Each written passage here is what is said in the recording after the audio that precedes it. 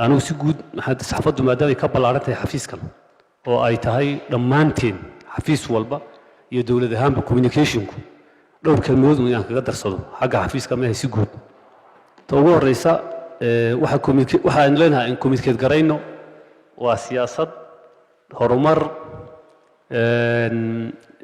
يبارت أمني وحياة الله حريرة وحكومة المسؤولية دي ساريدة وبلادنا ده إن كوميونيكيت جرينه وإحنا واحد قبلنا إن أنتك وشجنه وإحنا واحد نقبتان ما ينقبل للي هاي إن أنتك قرعنه ولا وضع أنت بدل حد وده حبي صدق حيوقاتين واحد قبتان dadka u sheega kaliya ila leeyahay laakiin dadka halkan fadhiya waata inta badan waxa maanta la isku haystaa hadii image dawladda xumaanay iyo hadii wax qabadkeen wax laga sheegaya la adeegsanaya inta badan xafiisyadu waxay qabtaan oo la naqdiyayo maaha bulshadu saa uma taalo bulshada adduunka jaraa'idada iyo meediyaga maadaama aqoon dood ku salaysan ay ku jirto wasaaradda maaliyaddu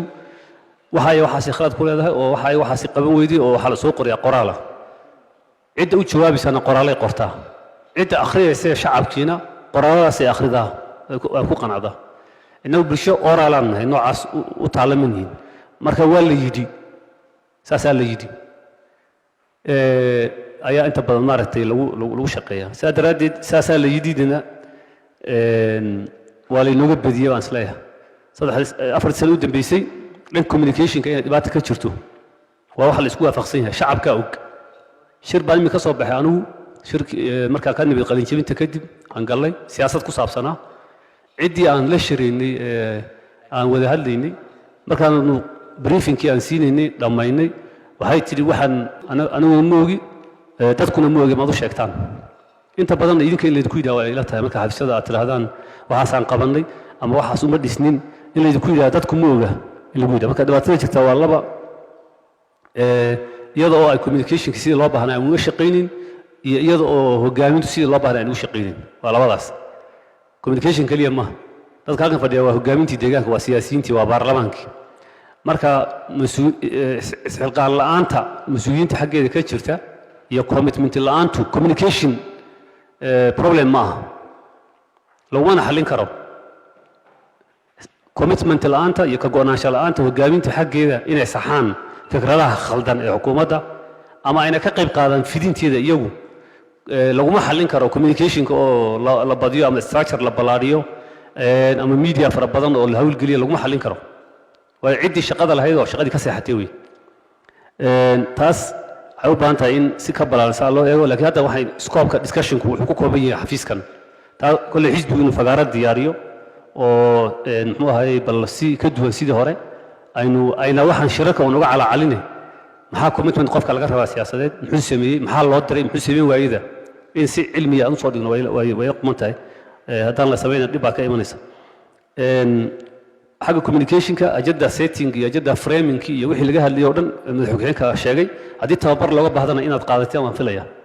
communicationka way ku jirtay waxaa lanagu soo tababaray xagga marka in hogaaminta loo dhaadhiciyo kulluun baa muhiima xagga communicationka waxna waa problem aynu inagu samayno oo dhibaato ah oo isagana aan lagu xallin karin hogaamin ka go'naansho la timaado iyo communication midna arrimaha maamul xumada laga hadlayo arrimaha adeeg bixinta la xidhiidha arrimaha musuqa la xidhiidha ama hogaamin isxilqaanta ama communicationka kor loo qaado laguma xallin karo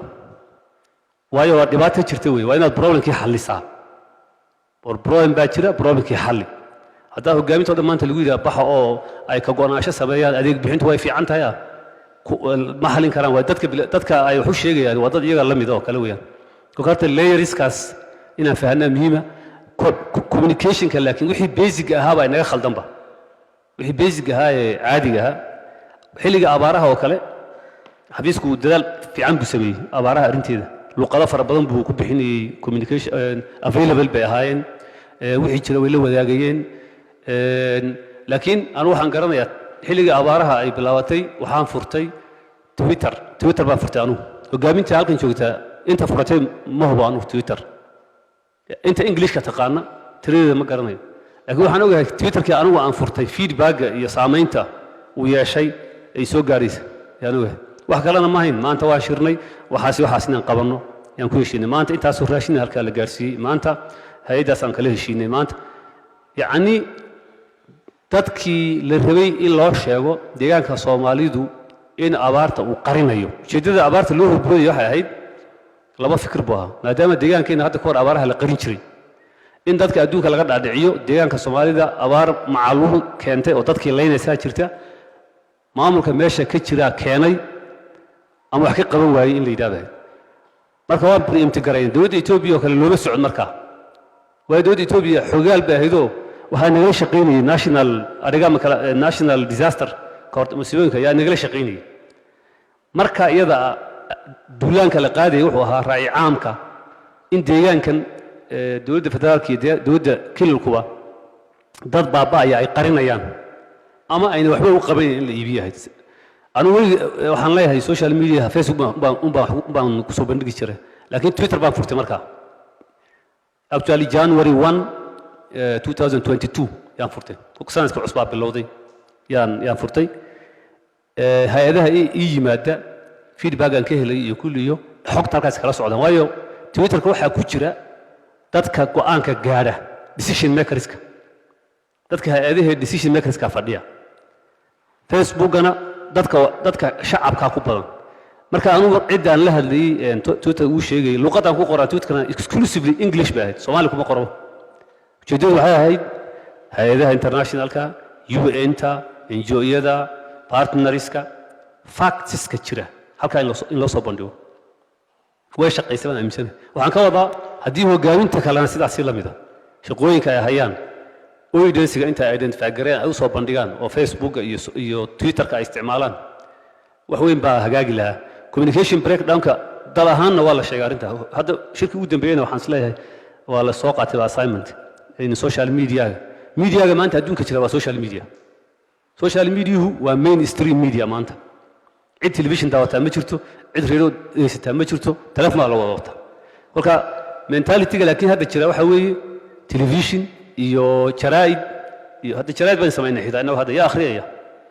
fiican tahay for accountability purpose hoteelada in noo yaalo oo markay dadku yimaadaan qofkii waqti hele reception-ka intuu taagan yahay yar caajisa inuu saas ugu yiraahdo meeshan waxa lagu qorqoraa way fiican tahay laakiin actually communication badan oo macno oo dad ku gaarsiinaya ma jiro marka waxa ugu muhiimsan social media waxa qaar lagu faana hadda anu Facebook ma jiro yani Facebook maadaama aalad dad waraysan ku jiraan oo kale yaha tahay dad anu ma yaanu ku jiro Facebook ee baaba leeyahay ya hadda shaqayn ku gudbis Facebook waa aalad waa television-ka adduunka ku kubad ka socotaa jira ku sida cuntada loo kariyo ka socotaa jira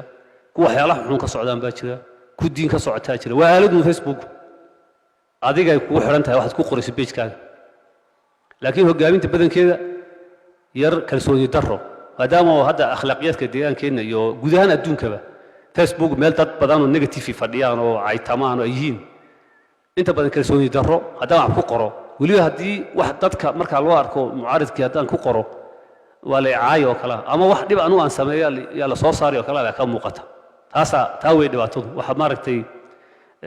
xalka u baahanina waa taa waana taan leeyahay fagaaraha loo sameeyo qof kasta shaqada uu qabto ha soo bandhigo shaqadaasaan qabanay dokumentariyaduna siduu sheegay xafiiskuna mas'uuliyadiisa iyo qorshihiisa waa gaar oo maxaa qorshaysateen maxaa structure leedihiin sida xafiiska ula shaqeysan waa xafiiska weeye laakiin communication-ka xafiisku hagaagi kaliya kuma hagaagayo xafiisyada halkan fadhiyo markay hagaagaan waxa ay qabanayaan shacabka ka qanciyaan waxa iyaga ku aadan ee qabanayna ay ka jawaabaan halka goldolooyin baa ka jira waan qaadanay waan xallin karnaa halka goldolooyin baa ka jira waxa kama qaban karno shacabka in runta loo sheegana bayzooy mas'uuliyad nagama saara inaga every social problem inaan xallino dawlad tawar yar mushaar yar muxuu ahaa miisaan yar haysataanna waxyaala aan waxba ka qaban karin oo inaan aqbalno ay tahay wax kama qaban karno shacabkana waxa nala qaato si guud masiibada ay nagu timid si uga baxnada aan ka tashano la yiraahdo jira marka arimahaas sida in loo ogaado communication-ku inaan meelaha aan ku adagnahay una ahayn stringiskeenna ma cid kastana way sheegtaa dhanka kale waa sidii loo maamulay communication-ka deegaankeenna hadda ka hor deegaankan isagoo dad lagu laayo oo balaaya ka socoto ilaacadaha Soomaaliga ku hadla ee geeska Afrika laga dhageystaa deegaankani wulaaluushi jiray dogaataan wulaaluushi jiray BBC-da wulaaluushi jiray VOA-da wulaaluushi jiray telefishinada qaar waa laga cabsiin jiray qaar maamulada meesha ku yaalaan baa lala hadli jiray saadaradeed ama wax fiican bay ka sheegi jireen ama ma hadli jirin way joogan kulligood wixii oo dhan oo hadda dawlad u hanjabta oo xudiida tu maamul kala hadasha tu laaluushta ayna jirin in muddo waxay ku mashquulsanaayeen inay waxa la extortion ay sameeyaan oo macnaha haddaan dowladda ka sheegtaan waa sakiin qaban waxaa la idinku odhani naga daayo afuufka oo naga daayo oo dad badan nagula taliyaa jira annaga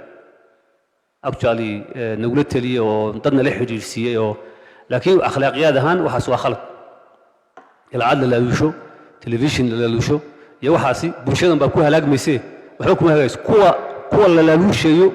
ayay halaagaysaa laftigooda waana khalad marka in loo baabacdhigo toddobaad bay socon waxbay socon haddii beentana waa been